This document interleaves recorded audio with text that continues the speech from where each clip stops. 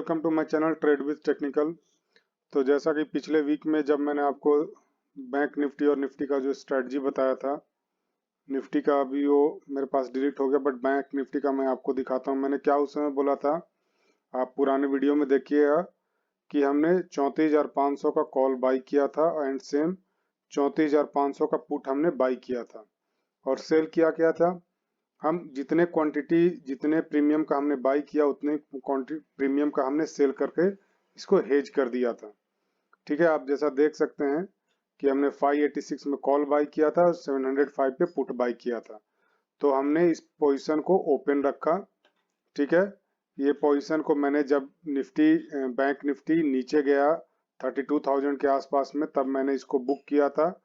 मैं आपको दिखा दूं, यहाँ पे आप देख सकते हैं 34,500 का कॉल को जो मैंने बुक किया था वो 2215 पे हमने बुक किया था। इसको 705 का बाइंग था और 2215 पे हमने इसको एग्जिट किया था। सेम टाइम जिस दिन ये लो मारा था उसी दिन मैं दोनों जो पुट थे, क्योंकि वहां पे लॉसेस आ रहे थे, तो उस लॉसेस को भी बुक करके मैं कॉल के साइड को ओपन छोड़ दिया था, क्योंकि मुझे इस साइड से जितना मिलना चाहिए था वो मिल चुका था। प्लस ये मेरा फुल्ली हेज था, अपसाइड का पोजीशन फुल्ली हेज था। आपका इसका पे ऑफ ग्राफ देख सकते हैं कि जब मैंने पोजीशन क्लोज कर दिया तो अब क्या है, मेरे डाउनसाइड के रिस्क खत्म थे। अब जो रिस्क थे मुझे अपसाइड के रिस्क थे। क्यों अपसाइड के रिस्क थे?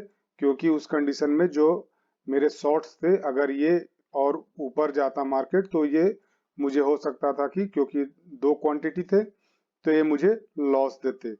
तो आप इसी तरह से अपनी पोजीशन को हेज करके आप प्रॉफिट कॉन्स्टेंटली कमा सकते हैं। दूसरी स्ट्रेटजी मैं इसी में बनाया था, जो मैं अगेन आपको दिखाता हूं।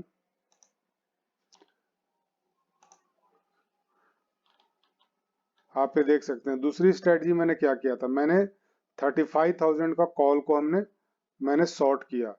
ठीक है, 35,000 को कॉल को शॉर्ट किया एंड पुट को शॉर्ट किया, दोनों को मैं इंस्टेंटली शॉर्ट कर दिया।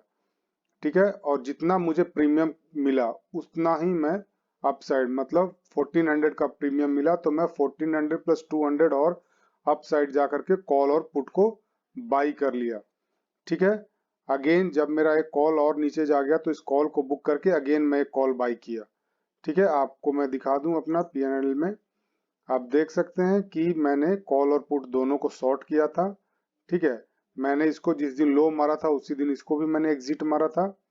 ठीक है, क्योंकि अगर और उसके नीचे जाता तो ये मुझे बहुत बड़ा लॉस दे जाता, तो मैंने उस दिन इस पुट को एग्जिट मारा। ठीक है, और मैंने जो बाई वाले पुट थे उसको भी एग्जिट मारा, क्योंकि वहां से मुझे ठीक ठाक मिल रहे थे, तो मैंने उसको भी एग्जिट मारा सेम डेज।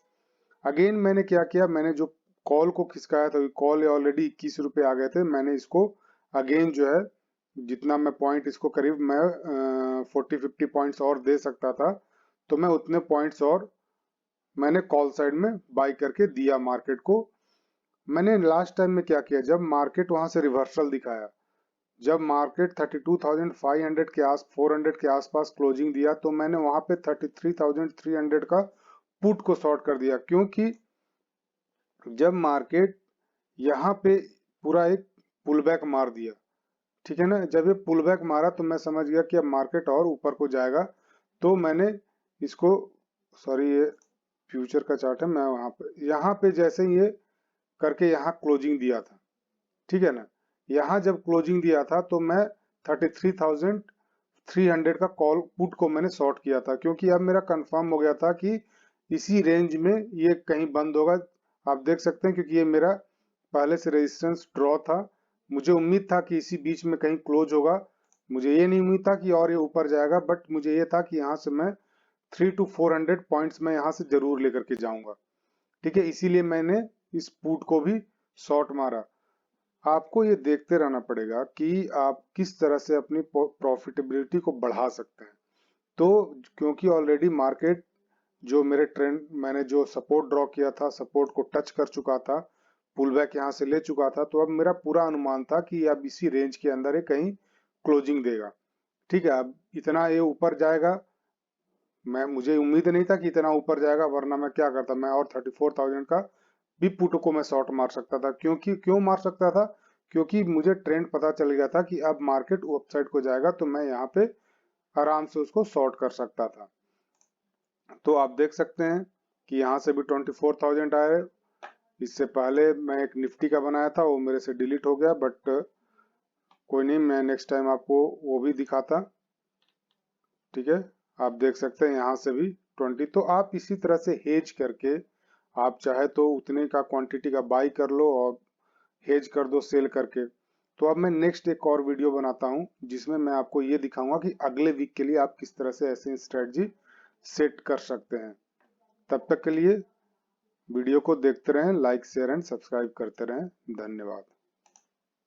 3000 का कैंडल है, आप देख सकते हैं ये 35,400 से लेकर के आप हाई और लो देख सकते हैं। 35,350, 374 एंड 32,155, अप्रॉक्स 3,200 150 के 3,150 के आसपास, अप्रोक्स अब 3,000 31,000 का जो है ये 3100, सॉरी 31,000 नहीं, 3100 का एक कैंडल है। 3,100 का एक कैंडल, एक पूरी कैंडल बनी है। तो अब क्या हो सकता है कल के सीजन में आप, या फिर आने वाले वीक में हम इसको कैसे ट्रेड कर सकते हैं। अब ये जो ट्रेंड लाइन आप देख सकते हैं, जिस ट्रेंड लाइन को ये ब्रेक किया था, उस ट्रेंड लाइन के अंदर क्लोजिंग देने में सफल रहा है। अब कल के सीजन में अगर ये कहीं पे भी, कल को अगर कहीं पे भी ये 34,000 टू 35,000 टू 35,200 या 300 के आसपास में कहीं पे अब क्लोज देने में सफल हो जाता है, तो अब हम यहाँ से एक और उम्मीद कर सकते हैं। अब यहाँ से एक अब हम यहाँ से उम्मीद कर सकते हैं कि मार्केट जो है, अब यहाँ से उम्मीद कर सकते हैं कि मार्केट वापस से इस रेजिस्टेंस को टच करने के लिए आए और इस रूप में निकले। ठीक है, आप अब मार्केट कहीं पे भी अगर 35,400 500 के बीच में कल क्लोजिंग देने में सफल हो जाता है, इस ट्रेंड लाइन के नीचे क्लोजिंग नहीं दे, इस ट्रेंड लाइन के नीचे इन द सेंस, अब ये जो है,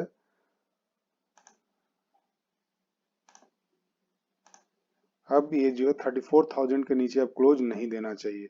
अगर ये 34,000 के नीचे क्लोज दे दिया तो ये ट्रेंड डाउन साइड का ही बना रह जाएगा। ठीक है, तो अगर अब हम उम्मीद करते हैं कल की क्लोजिंग अगर ये देता है 35,000 35,200 300 का, उसके बाद हम एक अगेन अपसाइड का इस ट्रेंड लाइन तक के मूवमेंट देख सकते हैं। तो उसके लिए हम जो स्ट्रेटजी बनाएंगे वो मैं आपको दिखा दूं। तो मैं आपको वीकली स्ट्रेटजी की बात कर रहा हूँ जो नेक्स्ट एक्सपायरी तक वैलिड रहेगा। तो कमिंग एक्सपायरी हो जाएगा, तो मैं आपको दिखा देता हूँ कि हम कैसे इसको बिल्डअप कर सकते हैं। Bank Nifty option, coming expiry 17 का है, स्पॉट चल रहा है 34,475, हम 500 लेकर के चलते हैं। ठीक है, 450 का तो इसमें होगा नहीं स्ट्राइक, मैं ऑप्शन का चार्ट देख लेता हूँ। तो 34,500 हम अब क्या करते हैं, यहाँ की कॉल और पुट दोनों को हम सेल करेंगे। ठीक है, हमने कर दिया सेल। ये आयरन कोंडोर बनेगा। ठीक है दोस्तों, ये आपका हमने सेल कर दिया। हमें कितने पॉइंट यहाँ पे मिले, हमने लिए हैं 1400 पॉइंट हमने ले लिए। तो अब हमें क्या करना है, 1400 पॉइंट्स हम यहाँ से अपसाइड जाते हैं। तो 1400 पॉइंट्स अपसाइड जाएंगे, इट मीन्स हम चले जाएंगे 35,900, अप्रोक्स 36,000 के पास में यहाँ पे। तो 36,000 का कॉल का रेट चल रहा है 173, तो अभी हम इतना प्रीमियम नहीं देंगे। ठीक है ना, तो अब आप देख सकते हैं 1400 का भी अब कॉल साइड में प्रीमियम बढ़ना शुरू हुआ है। ये संकेत होने लगता है कि दोनों साइड में प्रीमियम अच्छे हैं। कोई बात नहीं, हम 200 और ऊपर जाएंगे, 300 पॉइंट हम बाई करेंगे। 36,300 का कॉल बाई कर लिया, 1400 हम नीचे जाएंगे, तो 1000 अगर नीचे गए तो 33 एंड 33,100, 33,100 200 पॉइंट और हम 32,9,226 अभी भी प्रीमियम बहुत हाई, कोई बात नहीं।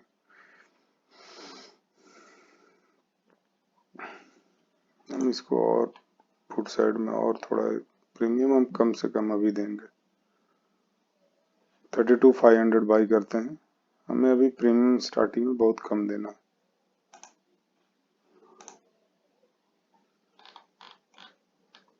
अब आप देख सकते हैं कि हमारा रेंज हो गया 33,300 और अपसाइड में 35,621, मतलब अपसाइड का जो ब्रेक इवन है वो हमें नजदीक मिला, उसे हमें और उसको हम एडजस्ट करेंगे। अगर एक हमारा ब्रेक इवन ब्रेक होता है 35,600, अगर हमारा ब्रेक होता है तो उसके अनुसार हम इसको एडजस्ट करेंगे, वो भी मैं आपको नेक्स्ट वीडियो में दिखा दूंगा। तो ये स्ट्रेटजी मैं शेप कर देता हूं ताकि आपको भी मैं फिर से दिखा सकूंगा। ये आयरन कॉन्डोर बन गया। ठीक है दोस्तों, तो अब ये मेरा व्यू है कि मार्केट यहाँ से अब एक ट्रेंड लेना चाहिए। अब एक रेजिस्टेंस उसको 35,600 पे भी मिलेगा। अगर ये ब्रेक होगा तो उस कंडीशन में हम क्या करेंगे, उस कंडीशन में हम अपने जो ब्रेक इवन हम कॉल को जो है, जो हमने कॉल शॉर्ट किया है उसको हम शिफ्ट करने की कोशिश करेंगे। नेक्स्ट जो है 36,400 के आसपास शिफ्ट करेंगे, बट अभी हमें उसमें कुछ नहीं करना है क्योंकि हमने प्रीमियम कितना कलेक्ट कर लिया। अभी आपको इसमें घबराने की जरूरत, हमने प्रीमियम कलेक्ट किया है 1400 और हम पे किए हैं कितना, 200 300 हम पे किए हैं। इट मीन 1100 हमारे हैंड में है, इन हैंड है। ठीक है, तो अगर ये अपसाइड में जाएगा तो हमें यहाँ से कुछ ना कुछ कंपनसेशन मिलेगा इस कॉल का, और ये तो हमारा टूटेगा तो हमें डाउन साइड से हमें कोई इशू नहीं है, हमें अब इशू है अपसाइड से। ठीक है, इसको मैं बाद में आपको दिखाऊंगा कि किस तरह से मैं इसको एडजस्ट करता हूँ। कल के लिए अगर आप देखना चाहें तो मैं कल के लिए व्यू बैंक निफ्टी का बता दूं। 15 मिनट का चार्ट पे चलते हैं। आप बैंक निफ्टी को देख सकते हैं कि अब क्या किया, इसने लास्ट मोमेंट में इसी रेंज में कंसोलिडेट किया। ठीक है, कल के लिए मैं आपको बता दूं कि बैंक निफ्टी इसी रेंज में आज 1345 से लेकर के और 330 तक इसी रेंज में क्लोज किया। अब कल के डेट में अगर इस रेंज में खुल करके अगर ये ब्रेक करता है तो अपसाइड में अगेन आपको 35,000 से लेकर के 35,200 तक अपसाइड का मूवमेंट मिल सकता है। शर्त यह है कि इसी रेंज में क्लोज ओपन होना चाहिए। वो रेंज क्या है, 34,000 डाउन साइड में है, 34,250 से लेकर के 34,600 के बीच में ओपन हो, और उसके बाद अगर ये जिस साइड में ब्रेक करेगा उस साइड में मूवमेंट जो है 35,000 से लेकर के 35,200 एंड 35,400 टू 500 तक अपसाइड में जा सकता है। अगर गैप अप या गैप डाउन खुल जाए तो फिर आपको अगेन वेट करना है, प्राइस एक्शन को बनने देना है। डाउन साइड के लिए सेम, अगर इसी रेंज में ओपन होता है, रेंज को ब्रेक करता है, इट मीन्स अब 34,200 को ब्रेक करता है, देन आप 34,000 के टारगेट के लिए आप शॉर्ट कर सकते हैं।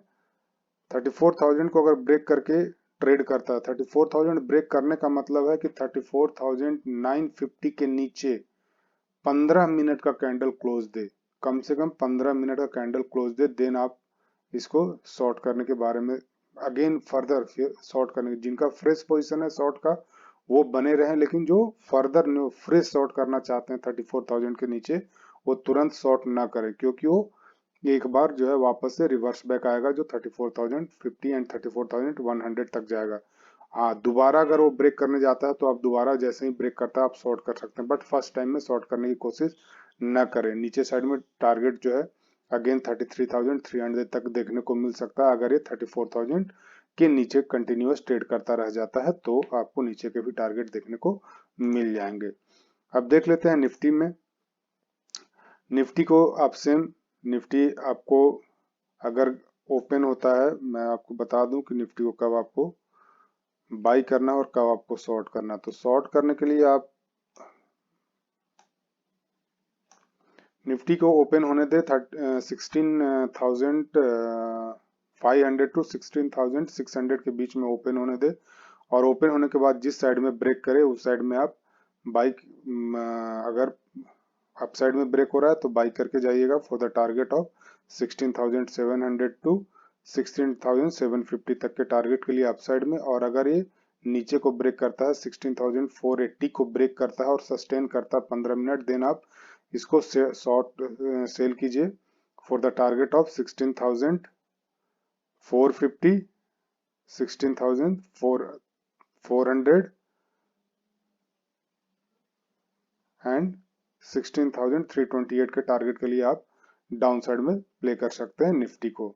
तो आज के लिए बस इतना है दोस्तों, मिलते हैं नेक्स्ट वीडियो में, तब तक के लिए धन्यवाद। दोस्तों मैं यहाँ पे एक और बात बताना चाहूंगा कि आप अभी जिस तरह का कैंडल बना है निफ्टी का, आप एक रिस्क टू रिवॉर्ड एक अच्छा फेवरेबल बनेगा अगर अब ये ट्रेड करता है 16,800 के ऊपर एक ट्रेड करता है, तो अब एक अच्छा अपसाइड हम देखने को मिल सकता है अगेन 17,300 तक के लिए। तो आप इस कंडीशन में हम क्या कर सकते हैं, जो ये कैंडल वीकली कैंडल बनने जा रहा है, एक अच्छा बुलिश कैंडल बनने जा रहा है। अब ये कैंडल अगर इसी आपको फ्राइडे के सेशन में अगर 16,800 के आसपास में क्लोजिंग देने में सफल हो जाता है, तो हम अगेन एक अपसाइड के मूवमेंट की उम्मीद कर सकते हैं। तो इस कंडीशन में आप क्या कर सकते हैं, इस कंडीशन में आपको एक सिंपल सा काम कीजिए, आपको एक कवर्ड कॉल खेलना है। कवर्ड कॉल क्या खेलना है, आप एक फ्यूचर बाई करके जाइए, ठीक है, आप एक फ्यूचर बाई करके जाइए, और उसके साथ आपको क्या करना है, उसके साथ कुछ नहीं करना है, आप एक कॉल को शॉर्ट कर दें। कॉल कितना का आपको शॉर्ट करके जाना है, अभी फ्यूचर का स्पॉट चल रहा है 16,566, तो मंथली का हम शॉर्ट करेंगे, तो मंथली का हम और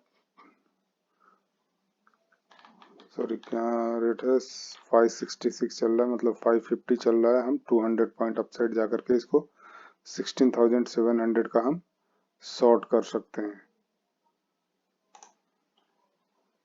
इसको आप शॉर्ट कर दें, ठीक है। आप हेजिंग के लिए आपका अब ये पोजीशन हेज हो गया। आपको डाउन साइड में कहा 16,247 के नीचे आपको लॉस होना शुरू करेगा, उस कंडीशन में अपनी पोजीशन को स्क्वायर ऑफ करके जा सकते हैं। जब ये क्लोजिंग दे दे 16,200 के नीचे अगर क्लोजिंग देता है, तो आप इसको स्क्वायर अप करके जा सकते हैं। उस केस में आपको एक मिनिमम लॉस होता रहेगा, कोई बड़ा लॉस नहीं हुआ, क्योंकि तब तक ये आपको यहाँ से भी कुछ पॉइंट्स आ जाएंगे। कितने पॉइंट्स का डिफरेंस है, 300 पॉइंट्स के आसपास का डिफरेंस, 15,000 के आसपास आपका माइनस होगा, वहां से 100 पॉइंट्स तब तक यहाँ से आ जाएंगे, तो आपको 10,000 के आसपास का अगर ये नीचे को क्लोजिंग देने जाता है, तो उस कंडीशन में आपको लॉस हो पाएगा।